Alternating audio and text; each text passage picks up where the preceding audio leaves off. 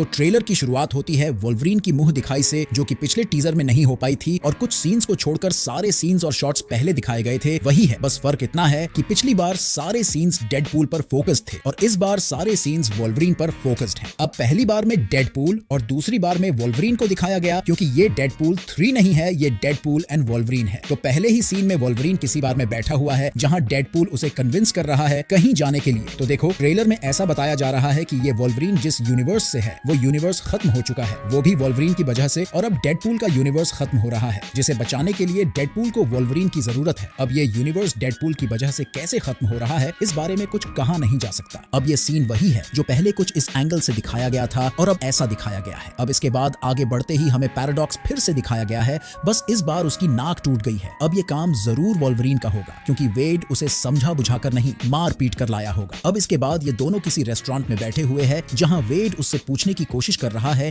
कि कैसे उसके यूनिवर्स का स्वाहा हो गया। इसके बाद एक और सीन जो पहले ही दिखा दिया गया था, बस इस बार इसमें वोल्वरीन को दिखाया गया है। अब थोड़ा सा आगे बढ़ते ही एक गंजी औरत दिखाई गई है एंटमैन के सूट से निकलते हुए, जिसके अंदर किसी का हेड भी है, शायद स्कॉट लैंग का हो सकता है, और इसके हाथों से बाउंड्री भी बनाई गई है। अब ये गंजी औरत जेवियर की बहन है और इसके पास भी टेलीकिनेसिस पावर्स है, जो कि यहाँ महिला सशक्तिकरण मोर्चा चला रही है, जिसके बगल में कोई और भी है। अब इसके बाद हमें रेड स्कल की कार भी दिखाई गई है, जिसके पीछे कोई गाड़ियों का रथ बनाकर घोड़ों की तरह दौड़ा रहा है। अब ट्रेलर एंड होते होते डेडपूल और वोल्वरीन एंटमैन की आंख से निकलकर डॉक्टर स्ट्रेंज के पोर्टल में जाते हुए दिख रहे हैं। अब एक बड़ा सवाल ये है कि ये पोर्टल खोला किसने, और एक बात ध्यान रखो कि ये फिल्म मल्टीवर्स पर है, तो डॉक्टर स्ट्रेंज भी हो सकता है। अब जैसा कि पिछली बार अवेंजर्स से रिलेटेड हिंट्स दिए गए थे, वैसे हिंट्स इस बार नहीं दिए गए, तो समझ जाओ कि मार्वल बहुत कुछ छिपा रहा है, और यकीन मानो ट्रेलर दिखाकर हमें असली स्टोरी से भटकाया जा रहा है, क्योंकि जैसा दिखता है वैसा होता नहीं।